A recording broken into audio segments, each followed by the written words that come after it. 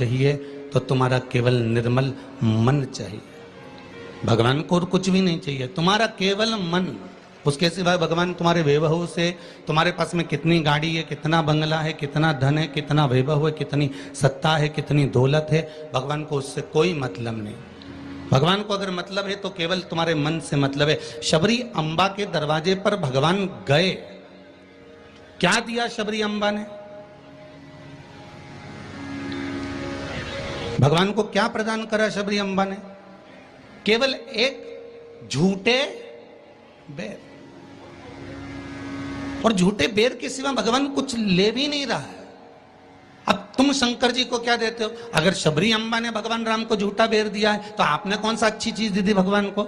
जल दिया वो मछली का झूठा था, दूध दिया वो बछड़े का झूठा था, फूल दिया वो भौरे का झूठा था, मिठाई बना कर दी वो चींटी की झूठी थी। तुमने दिया क्या? और ये मनुष्य का शरीर दिया भगवान के चरणों में, ये भी तो झूठा है। फोन पे तो तुरंत कह देता है माँ तो तारे बिना एक बिना नहीं रहूं, एक मिनट नहीं रहूं, तेरी तो मुझे बहुत याद आए। और भगवान के पास जाए कि तुम्हारे बिना मेरा कोई नहीं है। भगवान के रेंदे रे झूठेला।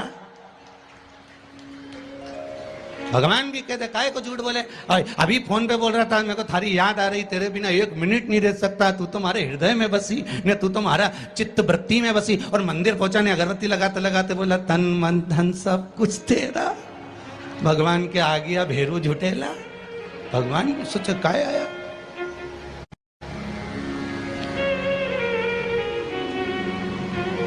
अगर शबरी अम्बा ने झूठा बेर दिया है तो हमने कौन सी अच्छी चीज भगवान को दे दी है? हमने क्या भगवान को अच्छा दे दिया है?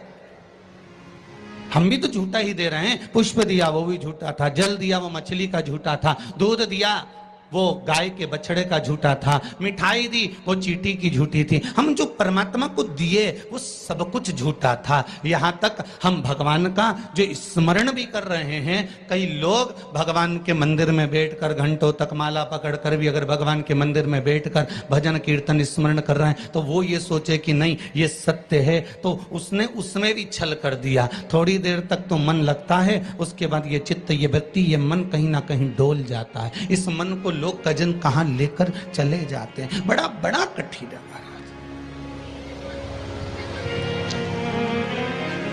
ये बड़ा कठिन। ये मन बड़ा चंचल है, कैसे तेरा भजन करूं, जितना इसे समझाऊं उतना ही मचलता है।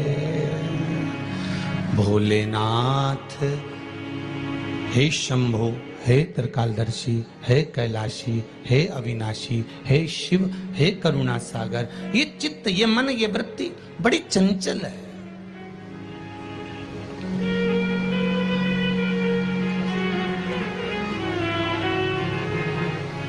अगर ये मन, ये चित्त, ये वृत्ति थोड़ी भी परमात्मा में लग गई तो जीवन की सार्थकता हो गई।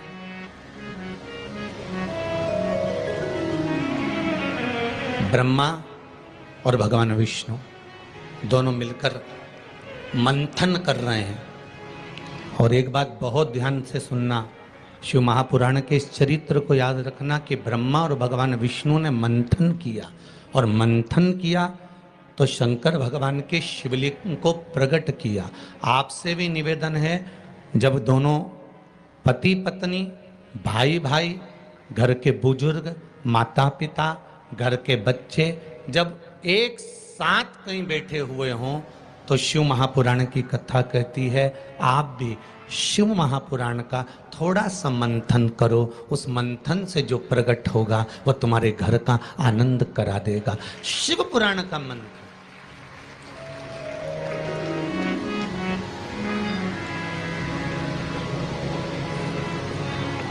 थोड़ी देर अपने माता पिता के पास में जाकर बैठा करो।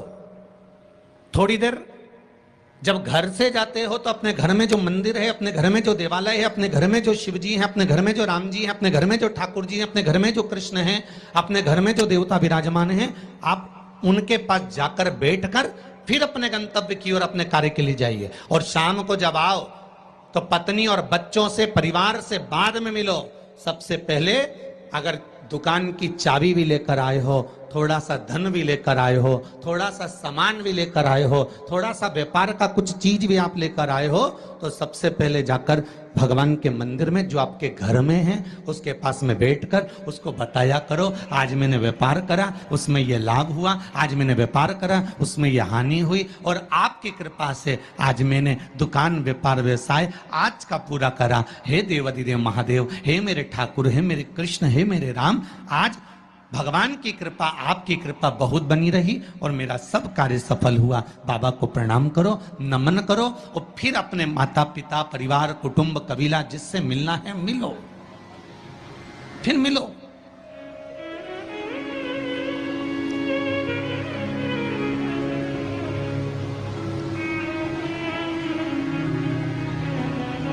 आज किसी ने एक प्रश्न किया था सुबह, गुरुदेव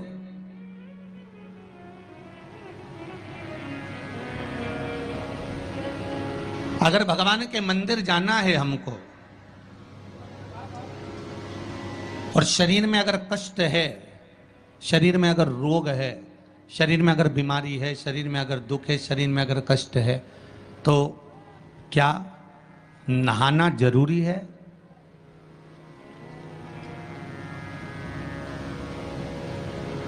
शिव महापुराण की कथा कर रही है,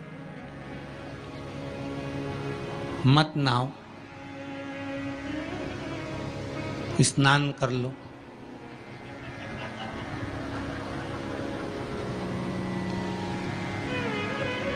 मत नहाओ, स्नान कर लो।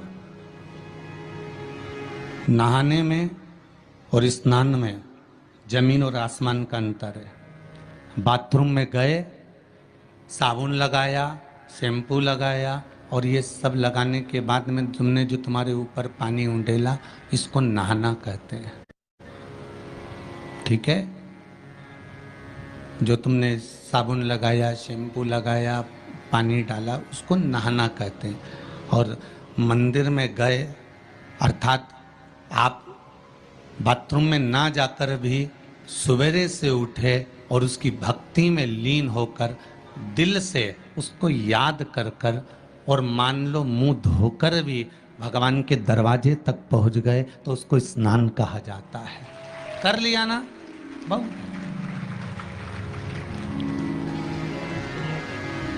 नहीं है ना शरीर में बल? एक पत्र में लिखा है किसी ने,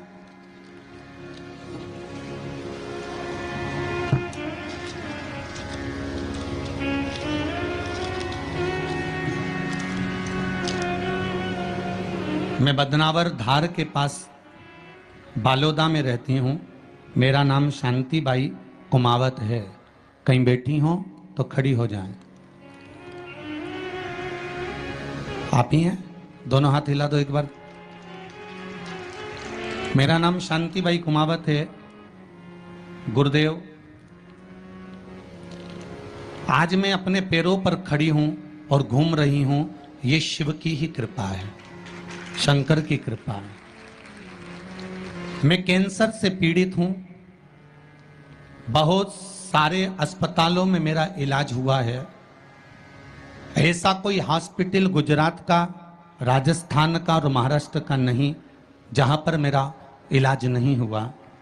रह रह कर कैंसर उपज रहा था, परेशान हो गई थी गुरुदेव। तब बाबा की कृपा से डॉक्टर ने कह दिया अब तुम्हारे शरीर में और ऑपरेशन का दम नहीं बचा, इसलिए अब तुम भगवान के ही सहारे जियो। और डॉक्टर ने अगले ऑपरेशन करने से मना कर दिया। मैं घर आ गई, शिव महापुराण की कथा सुनी और गुरुदेव अब मैंने भी विचार कर लिया कि ये शरीर मैंने शंकर को दे दिया। और गुरुदेव एक बेलपत्री शिव जी पे चढ़ी हुई अपनी पोती से, बेटों से बुलवाती और उस बेलपत्री को जल के साथ खाना चालू कर दिया। 2 कदम भी नहीं चल पाती थी क्योंकि कैंसर के ऑपरेशन इतने हुए थे। गुरुदेव आज मैं इस पंडाल में बैठकर कथा सुन रही हूं, ये शिव की ही कृपा है, ये शंकर की करुणा। एक बात बहुत सुंदर आपने लिखा है शांतिबाई जी, माता जी, कि गुरुदेव जांच भी कराई, अब डॉक्टर बोल रहा है तुम तो ठीक होती चली जा रही हो, ऑपरेशन की भी जरूरत नहीं है। अब बाबा की यह कृपा हुई है, ये करुणा। बैठो मां, बैठो। हर हर महादेव। ये शिव की कृपा है, ये शंकर की करुणा, ये शंकर की उदारता है, ये शंकर की दया है, ये शिव करुणा है। अकाल मृत्यु वो मरे जो काम करे, चंडाल का काल उसका क्या बिगाड़े, जो भक्त हो महाकाल का। शंकर की आराधना करने वाला, शिव का स्मरण करने वाला, शिव भक्ति में डूबने वाला, शंकर का अनुमोदन करने वाला कभी भी भटकता।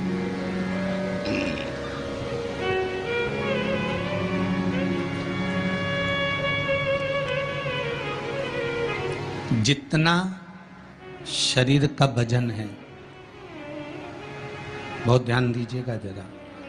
बैसाख शिवरात्रि शिव महापुराण की कथा मिली है आपको सुनने के लिए, और बैसाख शिवरात्रि शिव महापुराण की कथा यदि आप लोग श्रवण कर रहे हैं, चाहे आस्था चैनल के माध्यम से सुन रहे हो, चाहे फेसबुक यूट्यूब के माध्यम से सुन रहे हो, चाहे इस पावन पंडाल में बैठकर सुन रहे हो, अगर श्रवण कर रहे हो तो ध्यान रखना, जितना शरीर का वजन है,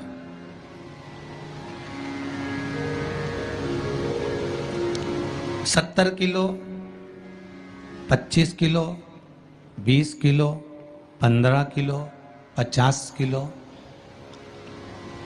उतना ही किलो के हिसाब से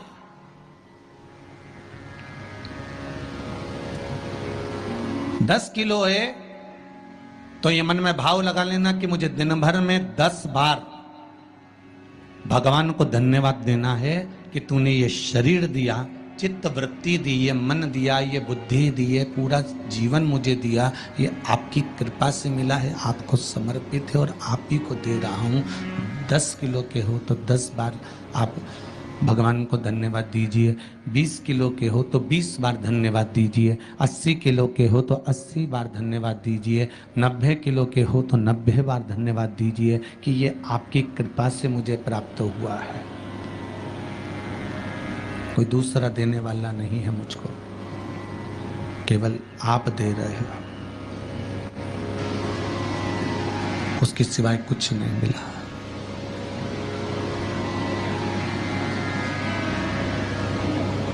बड़ी मुश्किल से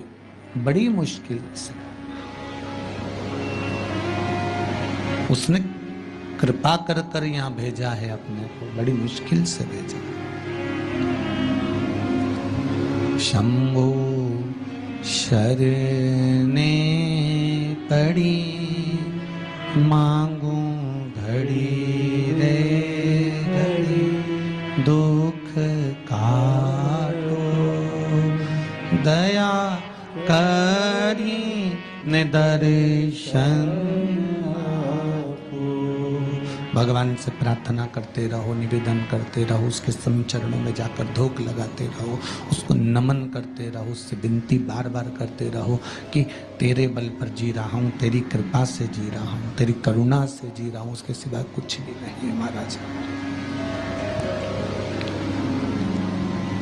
भगवान विष्णु और भगवान ब्रह्मा ने मंथन किया,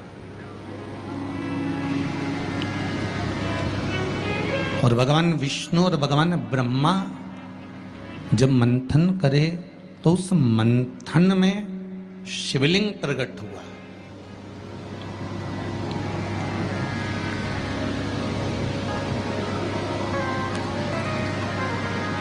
मंथन में शंकर का प्रकट होना बहुत बड़ी बात है।